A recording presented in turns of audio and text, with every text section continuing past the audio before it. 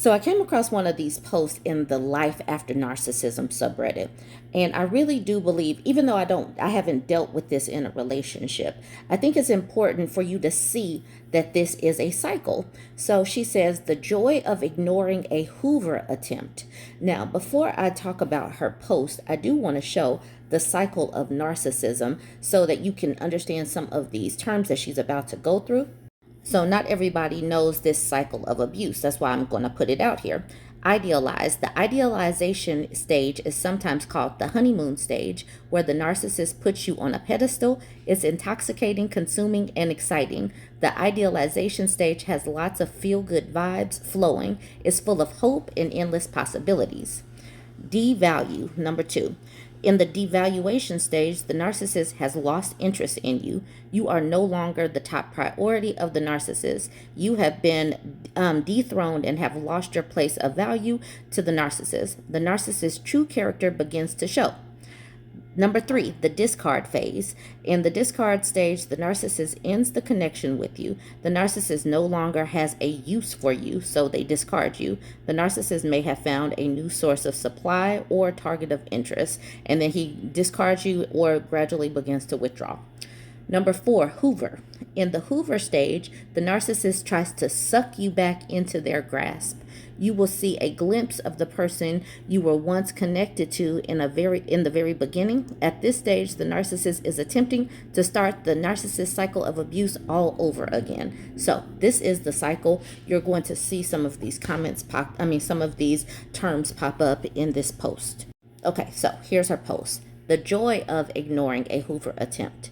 She says, a few years ago, I had an affair with a man from work. He embodied all the controlling, emotionally abusive, violent BS to be expected from a narcissist. He spun me way up to suck me in, and once he felt that I was securely hooked, he dropped his mask and harmed me in ways I won't go into.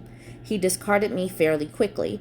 I now know that's a blessing. And in the aftermath, I got help and did my research and eventually realized the source of all his behavior is likely cluster B type stuff. That allowed me to depersonalize, which is key to healing from emotional and physical abuse. After he discarded me, I immediately went no contact, though I didn't know at first that what I was doing had a name. I just knew that there was no way I would ever give him an ounce of attention ever again. I decided he didn't deserve it. It's a pain in the butt to go no contact when you work in the same building, but I managed to do it and held firm. I didn't know at the time how much it might bother him to be ignored because I was still learning about narcissists, but it all fell into place later. He probably thought we were playing an extended game of who would break first and give in and try to get the attention of the other, because narcissists are like that. Everything's a game of power and control to them. There are zero-sum type people. There are only winners and losers in their worldview. About 6 months after he discarded me, he emailed my work address to ask if I had been getting his texts. I hadn't because I'd blocked him, and I didn't respond to that email either. I was shocked to even see his name in my inbox. At that point, I wasn't too far along in my healing and learning, and I didn't know about hoovering yet. I just knew that anything he was going to say to me would probably just be more games, drama, manipulation, and violence, and I was both afraid and fed up. Past behavior predicts future behavior. I felt so vindicated when he hoovered. After he discarded me, I hadn't tried to get his attention again. He never responded to my last text, and that was that. My response was nothing. I didn't call or text or email him. I didn't go up to his office and ask what was wrong. I blocked him on socials. When I saw him in our building, I went the other way. I considered telling him off once, but I realized the subtext of that was, please pay attention to me again, so I didn't go through with it. I accepted that he was done with me, felt the intense pain and confusion of that for a long time, and eventually healed. The self-esteem he had tried to take from me, and briefly did, kicked back in, as did my common sense, and with some help and support, plus a lot of hard emotional work and research, I made it through. So when I saw that email, I felt vindicated. He thought he could slip back into my life and use me some more. He was probably feeling low, or his current supply had dried up. so he was hoovering everyone in his past to see if he could get his fix. Narcissists use people to regulate their self hate and inner toxicity, and they'll periodically make the rounds to all their past sources of supply to shore themselves up. Don't be flattered when they do that. It's an insult. They don't want you back. They don't miss you. They haven't realized they hurt you and want to make amends. They just need a meal, and you're less work than trying to start up something new with someone. I love thinking about him being confused that I wasn't responding to his text. How many days did it go on for? He probably thought he just needed to turn the charm on high and keep trying. He probably thought I was just being difficult and wanted to make him work a little. And when I didn't ever reply, I guess it finally occurred to him that maybe I'd blocked him. Hence the email asking if I was getting his text. I hope he wasn't surprised that I didn't respond to that either. I picture the days passing as he slowly lost hope, the way I felt when he discarded me. It's like being dumped in slow motion. They think we'll just be so glad they're back in our lives. He was trying to continue to use me, and I didn't allow it. I see him a few times a week, and I pretend he's a ghost. I've healed from the trauma of what he did to me, so I don't even need to go in the other direction anymore. I stay calm when he's around and pretend he's not there. They love it when you react. They need it, so don't. He doesn't even try to speak to me, though I see him looking hard sometimes. My goal is that he'll never know how this affected me, because that's the worst punishment you can give a narcissist: complete disregard. It makes them face their deepest fears, that they're irrelevant, that people are better off without them, that they've been seen through and found wanting, that they're just not all that special after all. It makes it impossible for them to sustain their grandiose delusions. Yelling at them, running away from them, they love that just as much as if you were kissing their feet. It makes them feel powerful. I'm telling this story because I want everyone to know that as torn up and beaten down as you may be after a relationship with a narcissist, you still have an inner sense of yourself that you can count on to save you if you can access it. You have to find your anger and sense of affront somewhere in all that pain and recognize that it's not you and never was, that's depersonalization.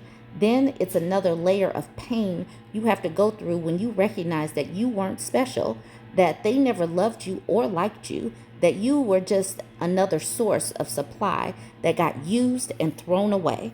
You were just the next in line. Then you get over that and you're free.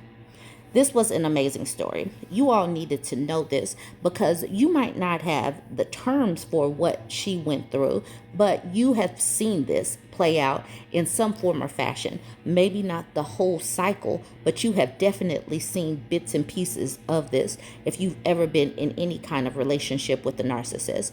And the thing is, narcissists are not always just romantic relationships. They can be friends, they can be family members, they can be someone that you work with. Please know and understand that that supply that they get, that high that they get off of tapping into something and being able to use, abuse, and discard someone, that's their only source of power. And so once you clock it, you need to block it just like she did. Clock it and block it. Do not let them see how they impact you because they love that. All right. I'm going to end it there. I don't need to go into the comments because the story in itself was enough. Let me know what you think about this. Have you been through something like this? Have you seen or heard anything like this? Let us know in the comments. Don't forget to like, comment, and share. This woman came across a clause in her husband's will that really showed where she fits into his life and how she's basically an object to be controlled even after death. So she posted this in Family Law, and she also posted it a few more other places because I did go through her post history. Anyway, she says, surprised by a widow's clause in my husband's estate plan, normal or controlling, and so she's out of Texas. She says, I'm hoping to get some perspective on something I came across recently. My husband, who's 33, and I, 34-year-old woman, have been married for 6 years. While reviewing some estate planning documents tied to a financial matter, I learned that his will includes a clause I wasn't aware of. If he passes before me, I won't be receiving a lump sum inheritance or full control of the estate. Instead, a trust will pay me a monthly stipend for the rest of my life. However, if I enter into a new romantic relationship, whether it's remarriage or even cohabitation, the payments will stop. I understand that this may be a protective measure intended to prevent someone else from benefiting financially from his estate, but I can't help but feel it places unfair restrictions on my future. I've always been supportive, invested in our shared life, and contributed significantly to our household. This clause makes me feel less like a partner and more like a conditional beneficiary. When I brought it up, my husband said it's standard in some estate plans and is meant to ensure I'm financially secure without opening the door for someone else to take advantage of that support. His family supports this logic and says it's a smart way to protect generational wealth. Still, I can't shake the feeling that it's restrictive and sends a message about control even after death. Has anyone seen this kind of clause before? Is it common in estate planning circles, or does this lean more towards being overly controlling? Should I be concerned, or am I reading too much into it? I don't know the legalities of it, but this definitely does sound controlling. This man is like, nope, you're not going to do anything once I die. All of the male companionship stops. And yeah, he's saying that up front. And she didn't know about this. She signed a document. It was probably buried somewhere in there, and she didn't know anything about this. This seems really grimy. I'm not sure if that is a technical term or if she can even fight something like this. But why would you even want to be in a relationship with a person that's just like, you know what, I'm not here, but your life should stop in this particular manner as well. And he's using money to control her. If he's gone, why does he care? Like, why is he pre-caring about what her life is going to look like when he's gone? I would say absolutely not to this. And she now sees where she fits in with his life. She is just an object to be controlled. All right, let's look at some of these comments because she is in the comments. Okay, so Mustang says, this is not a fair clause. Go see a lawyer and see if this is enforceable. If you meet someone, does this clause mean dating, living together, or marriage? Or who gets the estate if you meet someone? You are leaving out way too much. Do you work and what do you make? Is there a prenup? What does he make? And was the home his before marriage, etc.? Are there any other people getting money in the estate? And here's the OP saying, the clause stated that I would forfeit any posthumous support if I were to engage in cohabitation, casual sexual relationships, remarriage, or anything in between. I don't have the exact wording in front of me, but that was the general message. How would these people know if she's engaging in sexual relations? Like, are they going to be following her around? This is way overstepping boundaries. And how is this even enforceable? Mustang says that can't be enforceable if in the USA or Canada. Go see a lawyer. If it is, then ask a lawyer about what you get in a divorce. Tell him to put money in a trust for you that you can't access while married, the same as if divorced now. The problem with changing his will is he can do it and give you a copy and change it behind your back a day later and keep it at his lawyer's. Lots of these stories with husbands and wives changing their wills without a spouse knowing. And then the OP says, I signed a very clear prenup before we got married. And then the Mustang says, I would see a lawyer. The prenup, no problems with, but that will is saying live like a hermit forever and ever. Because why? Like, I don't know about this one. This sounds a little bit crazy. If you have any kind of legal background, let me know if this sounds enforceable at all. Okay, so someone was asking her about her own money or job, and she says, I'm a housewife actually, but I do have an income from my father. It's an official executive assistant director position. Okay, so she has some money. Her daddy is protecting her. Well, at least, supporting her. Stars in the Valley says, talk to your father. He probably has a good attorney to consult. You need to be setting up your own finances separately from your husband's, which I imagine is why your father pays you a salary. He probably sees what you were unable to when you were young and in love, but have your eyes more open to now that this clause has brought things into focus. She says, I'll speak to my dad soon. I'm getting ready for work now.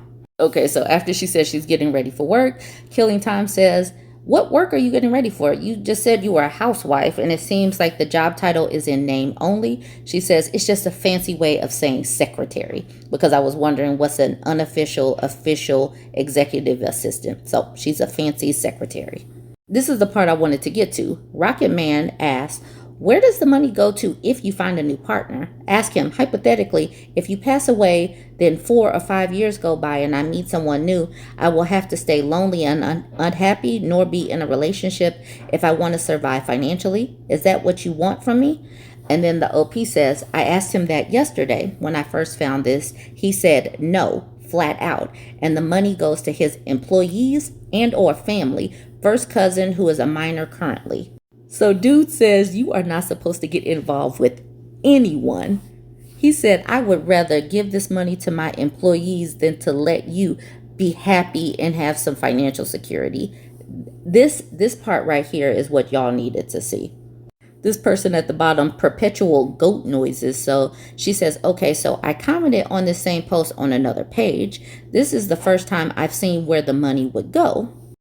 I don't think this man actually cares about you. He would rather give his estate to his employees than you. He could have an employee for a measly month before he dies, and he would put that employee over you. He wants to control your financial and romantic futures beyond his own death. Does your estate plan have the same clause, or is he fully expecting to absorb your estate should you die first, while simultaneously denying you anything from him? I think you should leave him. He's out to screw you over from beyond the grave. He didn't want you to find out about this because he knows it's absolutely asinine, and a woman would dump him so hard the ground would crack. And here's the OP saying, this is his words, okay, because we talked last night. The man says, the husband says, I have no problem helping out an employee and their family, but I will not support you and your family you create to replace me. You're not going to do that with my money. Yo, this relationship does not sound like a healthy relationship. He says you're basically going to sit there and have this money, or you're not going to have any money at all if you decide to move on. Let me know how you feel about that. I definitely do not think that this is sustainable, especially now that she knows this about this man. Let me know what you think. Join the conversation. Don't forget to like, comment, and share. Yesterday on my YouTube page, I didn't post this on my TikTok page, but on my YouTube page, I shared this man's video where he was talking about how he wants to retire his wife and how he wants her to be a stay-at-home mom. And he said that her going to work is costing him money because now he's in a position as a mixed martial artist and a content creator to where he can retire her and keep her at home. But the way he was talking, it was like, I am the main character. She is my supporting cast. And because I make enough money, I want her to be at home. But he sounds like he could be a nice guy. I don't know. During this time, she was heavily pregnant. She's now since had the baby. But everything that he wants is all about him. And why isn't she taking care of me? Why isn't she falling in line and being the wife appliance now that I have some money? So the ladies in the comment section had already seen this going viral, and they added more context to the situation. So Rainbow Unicorn says, how did I know you were talking about this male? She's a professor, as in his wife. She's a professor. She loves her job. He doesn't want to retire her. He wants his wife home to work. He literally wants her to work in the home, work on the family business, and make him sandwiches so he can work more. He said that her working prevents him from getting more work. I should add his wife is big pregnant too. He disgusts me, and I'm mad that he's embarrassing that woman. And Southern Nappiness says, yeah, I saw his video on Pub's channel. He's dusty and ignorant. Being an MMA fighter is not stable either. So the thing is, I listened to, because of these people jumping in the comments, I went back to his page. And the thing is, he wants her to quit because he is making more money. But the way he was talking, I want her to cook. I want her to clean. He has money, so why not just pay for help? But like this woman, Ronnie says, I had a friend who used to say, do you want a freshly cooked meal, or do you want me to cook?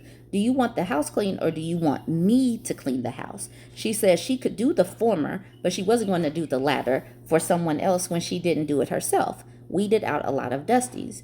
And I think that this is important to understand, that the house could very well be clean. There could very well be cooked food, but many of these people simply want a servant.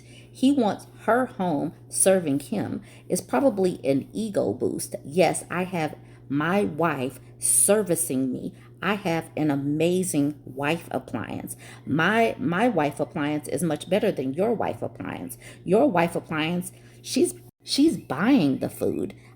I got the best model. I do believe that this is an ego thing. He is the main character. She's the part of the supporting cast. She's supposed to bow down at his feet because he can now afford it. But if he can afford for her to not bring in her income, if her income is inconsequential, then that means that he does have the extra money to pay for a meal prep service and a house cleaner. He just wants her to service him. All right, so let me know what you thought about this. If you've seen this going viral, if you're on my YouTube channel, I'm going to play the videos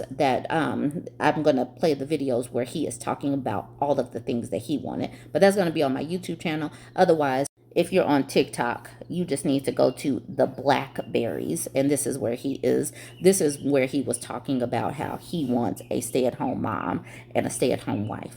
Coming from a man who's trying to convince their wife to be a stay-at-home mom, I want her to quit working. We finally got to that point financially to where the money that she makes really does no good for her. I would much rather have her home to where she can help me make more money, making my meals, cleaning the house, handling all the grocery shopping. The kids are both of our jobs. I'm still bathing, cooking, doing school drop-offs and pickups, doctor's appointments, all those things for my kids. But I need my wife home to help make my life easier so I can make us more money. Now I fight and I do content. In the past, we've had to do the dual income thing because life be life and life is hard without two incomes in the household. But I don't like to drop how much I make, but I make enough to where she really doesn't have to work. Her working is honestly hindering me making more. And it's really not a stability issue. I'm on YouTube, Facebook, TikTok, Instagram, and I fight. I make money on all those different areas. And I understand why she doesn't want to, because she was raised to always bring something to the table. That's how her parents raised her. She's a college accounting professor and an accountant herself. Her mother owns multiple businesses, and she's been working since she was like 16 years old. So I get not wanting to have to depend on a man, but you're not depending on me. We're in this together. You're just making, look, I'm paying you. Do you want to quit working, come home, and be a stay-at-home mom, stay-at-home wife? Do you want to do that? I'm an accountant and a college professor, and I'm also a full-time doctoral student. I just enjoy my job. I don't want to quit. You ain't gotta work a day in your life. You ready to make my sandwich? I don't want to quit, but I will retire, okay? I'm ready to retire for now. I just feel like I did spend most of my 20s finding my career path and, being successful in it, that I did miss a lot out in the family side that I do want to have time to go back to. What's holding you back? Because that's one thing I want. What's holding you back from doing it today? I'm not asking you to do it today, whenever you feel comfortable doing it. But what is holding you back from doing it right now? The fact that I truly enjoy being a college professor. Okay. But at the same time, I've done it for so many years. I don't know if maybe it's something that I'm just like, I got used to. Oh. You know what I mean? Okay. So, am I ready to let go of that? Because I've been doing it for so long. So what's like your fear of letting go? Like, do you think that when you come home you're gonna get bored? Do you think that you won't have purpose anymore? Like, what's that fear? No, I know for sure I'll have purpose because I know I'm helping the family business, and I know me being here for the girls is more important for me and for you. Being here for all of you guys. It's more of like a hobby. Am I gonna miss that hobby? Go part-time and do it as volunteer. If you really love what you do, right? Yeah. If you were to hit me with this same scenario, hey, I need you to come home because I can make us an endless bag, but you have to give up boxing. Baby, I will come home and I will box. I will fight for free. I will, like, I fought for free before as an amateur. I will do this as a hobby. If it means building our family, I will do it as a hobby. If we take the obligation of having to be there on time for work, having reported into your boss, you won't have a boss if you do it as a hobby. And y'all ain't really got to pay me. I'm just here just as I love what I do. I've thought about that. It's just, I want a little time to put all my energy into you guys. Okay. Into our family business, into you as my husband, to being here for you as a partner and for our daughters. I want to be there more for them as well. Okay. I don't want them to always have this vision of me always working. So you want to just go all in on being. Yeah, I want to get a taste of it.